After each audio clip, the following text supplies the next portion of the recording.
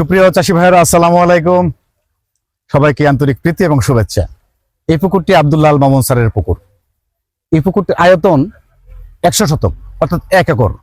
এই 1 একরে উনি উচ্চ ঘনত্বে শিং মাছ চাষ করেছিলেন। মাছটা বয়স প্রায় 11 মাস। 11 মাসে এই মাছটা এভারেজ 11টা কেজি এসেছে। আজকে মাছটা হারভেস্ট করা হচ্ছে প্রথম।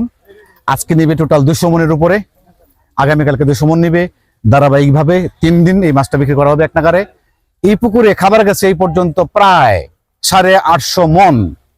850 মন খাবারে 850 মন খাবারে প্রায় খরচ গেছে এখানে আপনার ওনার প্রায় 50 লক্ষ টাকা কাছাকাছি। মাছ হতে পারে প্রায় 700 মন। এই 700 মন মাছ উনি কিভাবে উৎপাদন করেছেন, কি পদ্ধতিতে উৎপাদন করেছেন, শেষের 1 মাসে কি পরিচর্যা ছিল, এই মাছটা রেণু থেকে চাষ করেছেন, ব্রাকের রেণু নিয়ে উনি চাষে গিয়েছিলেন। তো এই তথ্যগুলো আমি পূর্ণাঙ্গ প্রতিবেদনে তুলে ধরার চেষ্টা করব। আপনারা ক্যাটফিশ বিডির সঙ্গে থাকুন, আমার সঙ্গে থাকুন। আমি নিয়মিত ক্যাটফিশের পরিচর্যা, উৎপাদন এবং বিপণন এই সম্পর্কিত তথ্য আপনাদের সামনে উপস্থাপন করে থাকি। আর আমার জন্য দোয়া করবেন, অপেক্ষা থাকুন পূর্ণাঙ্গ প্রতিবেদনের জন্য। আসসালামু আলাইকুম।